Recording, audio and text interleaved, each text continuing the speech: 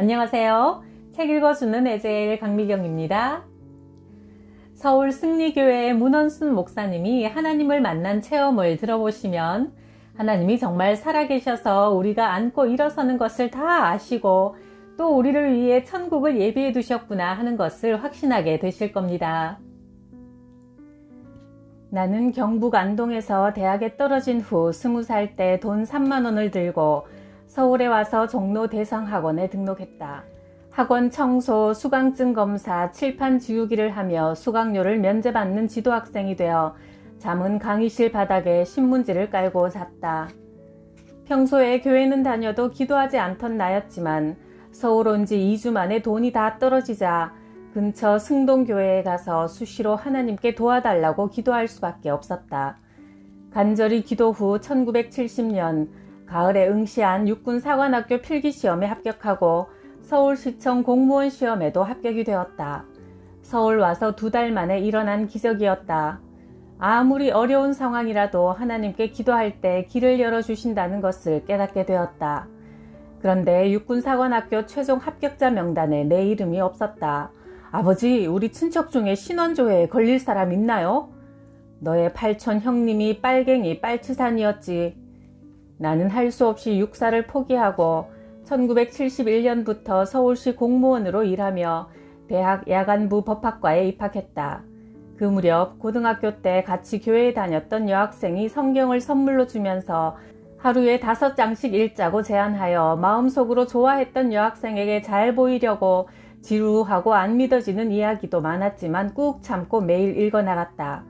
10일쯤 읽었을 때 아버지가 간경화로 얼마 못 사실 거라 하여 고향으로 내려가 아버지께 눈물로 복음을 전하자 아버지가 예수님을 구원자로 영접했고 나는 이튿날 다시 서울로 올라왔다.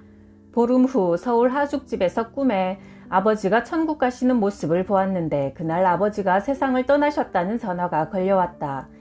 이 일을 계기로 반신반의하던 천국과 성경이 믿어지기 시작했다. 아버지의 장례를 마친 후 서울로 올라온 나는 무척 허전한 마음을 가눌 길 없었는데 내게 성경을 선물한 그녀와 결혼하게 되었다. 나는 법학과에 다니면서 ROTC 소위로 임관했고 3,000명 중에 15명만 뽑는 헌병 장교가 되었다. 공무원의 사표를 내고 5년 퇴직금을 받았는데 나는 아내에게 당신과 결혼하기 전 내가 신앙이 약해서 못했던 3년간의 11조를 이 돈으로 한꺼번에 바치고 싶소 했더니 아내는 뜻대로 하라고 하여 당신에게는 큰 돈이요 전 재산을 주님께 드렸다.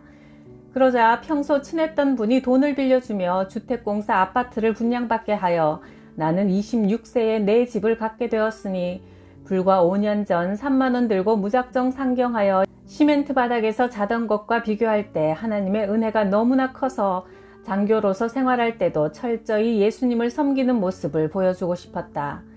춘천 헌병대 소대장으로 발령받아 제대할 때까지 5년 동안 10원짜리 하나도 부정하게 받아 쓰지 않았고 아내와 친구 시절부터 매일 성경 읽던 습관도 계속 유지했다.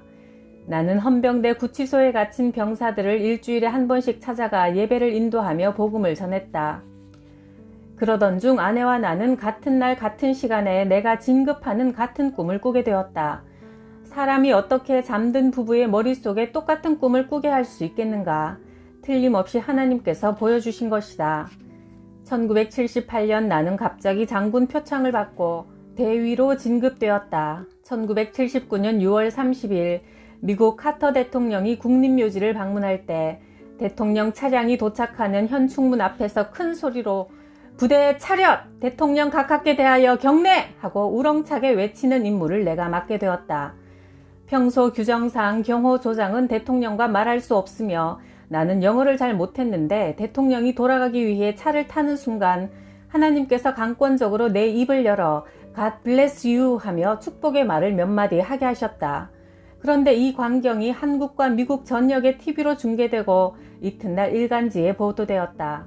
나는 그 신문 기사와 TV 필름을 사진으로 찍어 카터 대통령에게 보냈고 그는 집무실에서 찍은 큰 칼라 사진에 직접 손글씨로 답장을 적어 한국 방문을 성공적으로 마칠 수 있도록 도와주어 감사하다는 내용의 편지를 내게 보내왔고 이는 매우 이례적인 일이라 모든 육군 헌병들이 보는 헌병이란 책자에 소개되었다. 그 덕에 내가 우수한 장교로 알려져 대장은 육군 본부 헌병대에 남아서 함께 일하자고 했다. 매우 감격스러운 제안이었지만 나는 하나님께 기도로 나의 다음 보직을 물어보고 하나님께서 원하시는 대로 해야겠다고 생각했다. 그동안의 경험으로 하나님께서 하라는 대로 하는 것이 최상의 결과를 가져온다는 믿음이 있었기 때문이다. 주님께 기도드렸더니 꿈에 내가 근무할 곳을 보여주시는데 서울이 아니라 시골이었다. 문대위, 남들은 경호대장 자리에 들어오고 싶어서 머리 터지도록 애쓰는데 자네는 대장이 그렇게 붙잡는데도 굳이 시골로 가려는 이유가 뭔가? 하나님이 보내시는 곳이 가장 좋기 때문입니다. 했더니 1979년 8월에 강원도 홍천 헌병 중대장으로 발령이 났고 홍천에 와보니 하나님께서 꿈에 보여주신 것과 똑같은 읍내 모습이었다. 그러던 중 박정희 대통령이 시해되기 3일 전인 10월 24일 밤 꿈에 박 대통령이 죽는 것을 보게 되었다. 그런데 더 놀라운 건 아내도 똑같은 꿈을 꾼 것이다. 여보, 어젯밤 꿈에 박정희 대통령이 장례식을 치르던데 무슨 뜻일까요? 나는 그날 부대에서 점심시간에 소대장 박중희와 선임 하사인 신중사에게 지나가는 말로 내가 오늘 말이야 이상하게 대통령이 죽는 꿈을 꾸었어 했더니 그들은 건성으로 개꿈이야. 나는 새도 떨어뜨리는 막강한 권력자가 죽긴 왜 죽어? 웃었다. 그런데 3일 후 아침 뉴스에 박 대통령 시해 소식이 알려지자 신중사가 내게 중대장님 용하십니다 하며 놀랐다. 하나님이 가르쳐 주셨어 했더니 그럼 하나님께 다음 대통령은 누가 되는지 물어보세요 했다.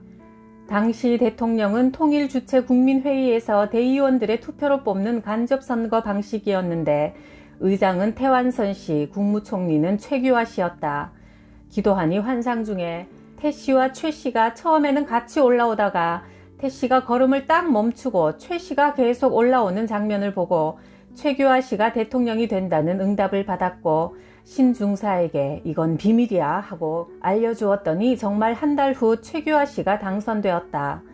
또 미국 대통령 선거에서 카터와 레이건이 후보였는데 기도 중 카터를 찍은 사진 필름에 빛이 들어가 모두 못쓰게 되는 장면으로 레이건 후보가 당선되는 것도 보여주셨다. 최규하 대통령의 당선 일주일 후 12.12 사태가 발생했다. 전두환 합동수사본부장이 정승화 참모총장을 연행하러 병력을 육군 참모총장 공관에 진입시키고 총격을 가하여 나 대신 경호대장으로 새로 부임했던 김대위가 실탄 5발을 맞아 대수술 후 간신히 생명을 건진 일이 생겼다. 아, 하나님께서 나를 살리시기 위해 참모총장의 경호대장으로 가지 말고 시골로 가라고 지시하셨구나 생각하니 어떤 경우에도 하나님의 뜻대로 하는 것이 제일 좋다는 생각이 더욱 굳어졌다. 그 후 진지하게 내 장래를 놓고 기도하니 몇 번이나 목사가 되라는 응답을 주셨다. 내 생명을 살려주시고 대통령의 죽음과 당락도 모두 알고 주관하시는 하나님의 말씀을 거역하면 손해가 될 것이라는 두려움과 지금까지 나를 도우신 은혜에 보답하기 위해서라도 신학대학원에 입학할 수밖에 없었다. 그러자 형님이 제일 반대했다. 동생, 고향 사람들도 다 네가 출세했다고 부러워하는데 왜 이제 와서 목사가 되려 하는가? 장래가 촉망되는 장교로 그 좋은 자리를 왜 버리려고 하는가? 그러나 내게는 오직 주님만 주실 수 있는 놀라운 평안과 기쁨이 넘쳤다. 내 상관인 대장은 부처상을 관사에 모셔놓을 만큼 독실한 불교 신자였는데 내가 기회 있을 때마다 꾸준히 복음을 전했다. 드디어 하나님은 1980년 4월 10일 꿈에 그가 카네이션을 달고 교회에 나오는 모습을 보여주셨고 한 달 뒤인 5월 11일 어버이 주일에 그는 정말 아이들이 꽂아주는 카네이션을 가슴에 달고 교회에 처음으로 나왔다. 헌병 장교 5년을 마치고 제대하기 4개월 전인 1981년에 장신대학원에 입학했으나 등록금이 문제였다. 기도하니 하나님께서 안동교회 김광현 목사를 찾아가라고 하셨다. 꿈에 자꾸 목사님을 만나는 장면이 보여서 왔다고 하니 마침 그 교회 서대교 집사가 얼마 전 목사님이 소개하는 신학생 한 명에게 등록금을 부담하겠다고 했다며 졸업 때까지 등록금을 지원해 주셨다. 하나님은 참으로 자상하시고 오묘하시다. 남들은 편리한 목회지를 택하더라도 나는 아골골짝 빈들이라도 주께서 보내시는 곳에 가겠다고 기도했더니 아주 초라한 시골 교회를 보여주셨다. 학교 수업이 끝나면 여러 농촌교회를 가보았다. 강원도 원주에 있는 장량교회에 와보니 여러 목사님들이 실패하고 떠난 곳이라며 교인은 병든 권 집사님 부부뿐이었다. 하나님이 나를 위해 예배하신 곳이라는 확신이 들어 제대를 이틀 앞둔 1981년 6월 28일에 군복을 입고 첫 예배를 드리니 권 집사의 부인인 이정훈 집사님이 말했다. 지난 4년 동안 세 분의 목사님들이 떠난 후 남편이 병으로 먼 교회를 못 나가니 제가 매일 이 예배당에는 혼자 나와서 주의 종을 보내달라고 간구했더니 하나님께서 내년 6월에 군복 입은 종을 보내주시겠다고 환상으로 보여주시더라고요. 처음엔 믿지 않고 사탄아 물러가라, 군복 입은 종이 어디 있느냐 부정했는데 정말 그대로 이루어주신 걸 보고 깜짝 놀랐습니다. 목사님들도 몇 명이나 포기한 곳에 신학대학원 1학년 초보 전도사가 무슨 수로 목회할 수 있겠는가. 오직 하나님만 의지하며 28호밖에 안 되는 동네 사람들이 감기만 들어도 찾아가서 기도해 주었더니 산 너머에서도 원주 시내에서도 사람들이 자꾸 몰려왔다. 그리하여 6개월 만에 30명이 되었다. 어느 날 교회에 엎드려 기도하는데 하나님께서 말씀하셨다. 지금 정 집사가 눈에 마스카라 칠하고 손톱에 매니큐어 바르고 동네 춤바람 난 여자를 따라 카바레에 구경 가려고 하니 지금 가서 막아라. 이미 밖은 어두웠지만 나는 즉시 정 집사 집으로 달려갔다. 어두운 마당에 서서 사람이 나오기도 전에 내가 소리쳤다. 집사님, 지금 눈에 마스카라 칠하고 손톱에 매니큐어 칠했지요? 하나님이 카바레에 가지 말라고 하십니다. 그러자 평생 그런 짓 안 하던 여자가 어쩌다 한 번 한 것을 목사가 보지도 않고 다 알고 말하자 질겁을 하면서 고개를 숙이고 나와 맞아요, 제가 잘못했습니다 회개했다. 개척한 지 2년쯤 되었을 때 나는 더 약한 교회에 선교비를 보내기로 하고 안동 자품교회 등 6교회에 매월 5만원씩 30만원 이상 보냈다. 내 한 달 사례비가 20만원일 때니 큰 돈이었다. 남아서 선교하는 게 아니라 절약하여 더 어려운 곳을 도운다는 생각으로 선교비를 보내자 하나님께서 놀랍게도 1984년 용천노회 선교 100주년 기념교회로 선정되어 500만원을 지원받게 해주셨다. 그 돈으로 75평짜리 교회를 지었는데 어린아이를 데리고 오는 성도들의 예배를 위해 잠옷실 지을 돈이 모자랐다. 하나님은 식당 사장인 초신자 김용화 성도에게 꿈으로 지시하셨다. 그가 아침에 일어나 아내에게 말했다. 여보, 어젯밤 꿈에 우리 식당에 화살들이 막 날아오는데 잠옷실이라고 쓰여진 큰 방패가 다 막아주더라. 아내 최 집사가 말했다. 당신은 교회 나온 지 몇 주 안 돼서 잘 모르겠지만 잠옷실이라는 건 어린아이를 데리고 온 사람들이 예배드리는 곳인데 목사님이 100만원 있으면 만들 수 있다고 하셨으니 하나님께서 우리 보고 헌금하라고 그러시나 봐요. 했더니 그럽시다 동의하여 하나님께서 잠옷실 문제를 해결해 주셨다. 하나님은 이렇게 우리를 세밀하게 보살펴 주시는 분이다. 1983년 우리 교회 다니던 10세 어린이 혁주가 학교 가는 길에 버스에 받쳐 사망했다. 그의 외삼촌 이광년 청년은 낙심하여 교회에 한동안 나오지 않았다. 그러다 스스로 다시 나와서 이렇게 말했다. 지난밤 꿈에 혁주가 나타나서 삼촌, 나는 고속도로처럼 좋은 길로 천국에 와서 잘 지내고 있는데 왜 교회 안 나가요? 하기에 천국이 있음을 믿고 다시 교회에 나왔습니다. 1985년 10월 4일 오후 구원의 확신 없이 가끔 교회에 나오다 말다 하던 성도가 심장병으로 사무실에서 근무 중에 쓰러져 원주 기독교 병원에서 응급조치 후 깨어났다. 신방간 나와 교인들, 회사 직원들 앞에서 그가 말했다. 평소에 늘 심장이 아파서 고생했는데 쓰러져 천국에 가니 하나도 아프지 않아서 기분 좋게 천국길을 걸어가고 있는데 누군가 너는 아직 여기 올 때가 안 되었으니 내려가 있다가 다시 부르면 올라오라고 하더니 깨어나 보니 다시 병원이며 지금 또 심장이 아파요. 퇴원하면 교회 열심히 다니겠습니다 하며 눈물을 흘렸다. 그는 몇 달 동안 자기 말대로 열심히 교회 나오더니 건강해지자 또 슬슬 빠지다가 아예 출석하지 않았다.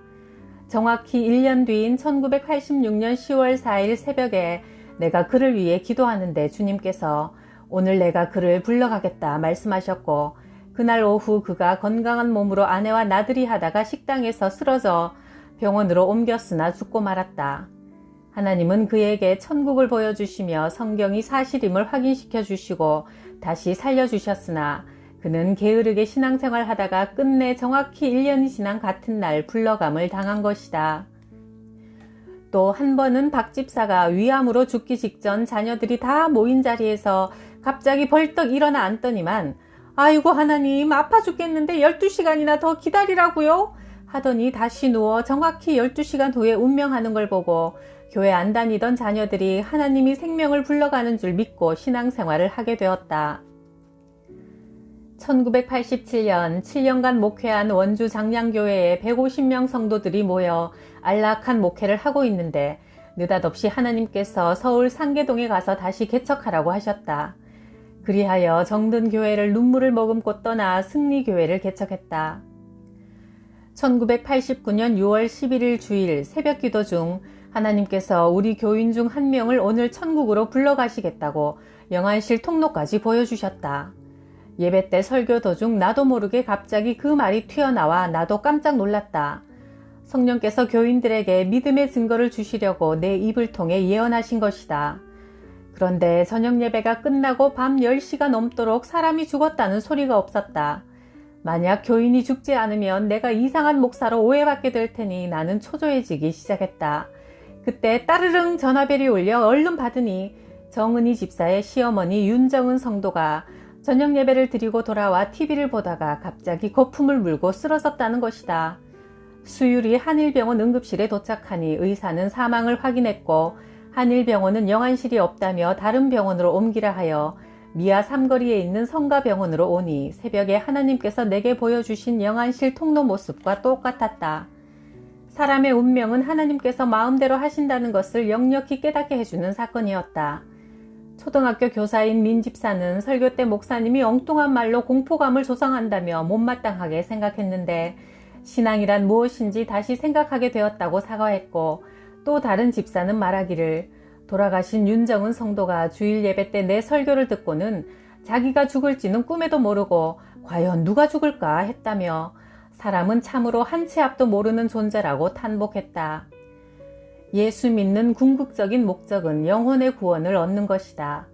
예수께서 말씀하셨다. 내가 진실로 너희에게 말하노니 누구든지 물과 성령으로 거듭나지 않으면 하나님 나라에 들어갈 수 없다. 요한복음 3장 5절. 그러므로 우리는 늘 성령 충만을 구하여 천국 백성 되기를 사모하고 준비하며 살아야 할 것이다. 1995년 10월에 미국 시애틀 노회에서 목사 부부 5쌍을 초청했는데 여행사에서 내 쌍은 비자를 받을 수 있지만 나는 은행 통장에 몇백만 원의 잔고도 없어 비자를 받을 수 없다고 했다. 하나님 밖에 아무도 나를 도울 분이 없어 기도드리니 17년 전 카터 대통령 방한 시 경호 조장 때 그가 답례로 내게 보낸 편지와 사진을 내일 비자 인터뷰 때 제출하라는 지혜를 주셨다. 그대로 했더니 기적적으로 10년 비자를 받게 되었다. 여행사 직원은 깜짝 놀라며 대한민국 목사로서 첫 번째 신청하여 바로 10년 비자를 받은 경우는 내가 처음이라고 했다. 시애틀에서 일주일간의 세미나를 마치고 내가 카터 대통령을 무작정 만나러 가겠다고 하니 미국인들이 말했다. 그렇게 높고 바쁜 분을 사전 약속도 없이 갑자기 찾아가서는 절대 만날 수 없소. 내가 대답했다. 전능하신 하나님께서 만나게 하시면 할 수 있습니다.